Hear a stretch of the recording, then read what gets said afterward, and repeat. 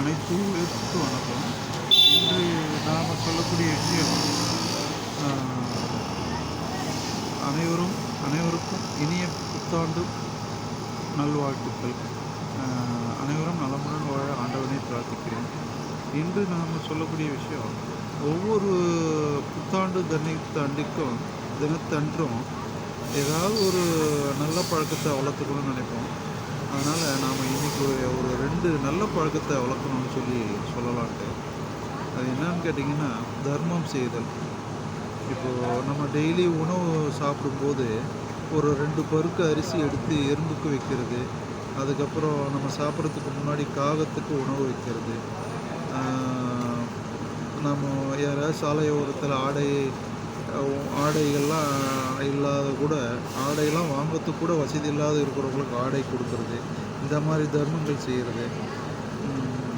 பணத்தை நம்ம அனைவரும் சேர்க்கணும், பணத்தை சேமிக்கணும். கொஞ்சம் அதிகமான பணம் இருந்தால் அதை மற்றவங்களுக்கு கொடுத்து உதவணும்னு சொல்கிறது. அதுதான் பைபிளில் இயேசு சொல்லுவார், விண்ணுலகத்தில் சேர்க்கும் அங்கே சேர்கிற செல்வம் தான் மிகச்சிறந்த செல்வம். இங்கே மனிதர்களாக இருக்கக்கூடிய சேர்க்கறதெல்லாம் நம்ம நிறைய தர்மங்கள் பண்ணால் விண்ணுலகத்தில் தான் செல்வம் சேரும், அங்கே தான் அந்த செல்வம் தான் நிலைத்த செல்வம் அப்படின்னு சொல்கிறாரு. அதனால் அங்கே நம்ம அங்கே சேர்க்குற விண்ணுலகத்தில் இங்கே செய்கிற தர்மங்கள் அங்கே போய் சேருது செல்வம். அந்த செல்வத்தில் யாரையும் திருடவும் முடியாது, அங்கே எந்த பூச்சியும் அரிக்காது, அந்த செல்வம் அதுதான் நிலைத்த செல்வம்னு சொல்கிறாரு. அதனால் தர்மம் செய்வோம். இந்த நாளிலிருந்து ஆரம்பித்து இந்த புத்தாண்டு ஆரம்பிக்கலாம், அனைவரும் அந்த மாதிரி செய்யணும், அதை ஆரம்பிக்கணும்னு சொல்கிறதுக்காக. அப்புறம் 2வது விஷயம், வீண் விரயம். இப்போது உணவுகளை விரயமாக்குறது, நிறைய சாப்பாடை அளவுக்கு அதிகமாக செஞ்சுட்டு குப்பையில் போட்டுறது, அது கொடுக்காம அந்த மாதிரி வீணாக்காமல், உணவு இல்லாதவங்க எத்தனையோ பேர் இருக்காங்க, அவங்களுக்கு அந்த மீதமான உணவை கொடுத்துடலாம். நல்லதாக கொடுக்கணும், அது நல்லதாக உணவை கொடுத்துடணும். அப்புறம் ஆடை இல்லாதவங்களுக்கு ஆடை கொடுக்கறது.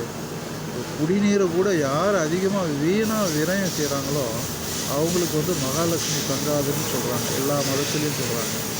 அதனால் அதுக்கு ஒரு உதாரணம் சொல்லணும்னா, நபிகள் நாயகம் இந்த தர்காவுக்கு போகும்போது, மசூதிக்கு போகும்போது அங்க சுத்தி செய்வாராம்.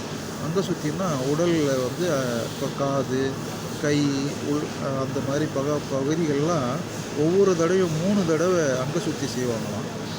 அது மாதிரி பண்ணும்போது அந்த அங்க சுத்தி செய்யும்போது கூட அந்த நீரை அளவாக தான் பயன்படுத்துவாராம். அதை ஒருத்தர் கேட்டாராம், நீங்கள் இங்கே கூடவா இந்த மாதிரி சிக்கனமாக இருப்பீங்க அப்படின்னு கேட்பாராம். அதுக்கு சொல்லுவாராம், நபிகள் நாயகம் சொல்லுவாருங்களாம், ஆற்றுல போகிற தண்ணியாக இருந்தால் கூட அதை அதிகமாக செலவு பண்ணக்கூடாது, அதையும் சிக்கனமாக பயன்படுத்தணும். 3 முறைக்கு மேலே அந்த அங்க சுற்றி பண்ணால் அந்த தண்ணி வீண் தானே, அதனால் வீண் விரயம் தண்ணியிலேயே வேணான்னு சொல்கிறார் நபிகள் நாயகம். அதனால் அந்த விரயம் செய்யாத பழக்கத்தை வளர்த்துக்கணும். அதுதான் இன்றைக்கி பிறந்தநாள் கொண்டாட அன்பர்கள், திருமண நாள் கொண்டாட அன்பர்கள் அனைவருக்கும் இனிய புத்தாண்டு தின வாழ்த்துக்கள். அதனால் இந்த பழக்கங்களை வளர்த்துக்கிட்டால் வாழ்க்கை சிறப்பாக இருக்கும்னு சொல்லிட்டு இருக்காங்க. அனைவரும் நலமுடன் வாழ ஆண்டவனை பிரார்த்திக்கிறேன். நன்றி, வணக்கம்.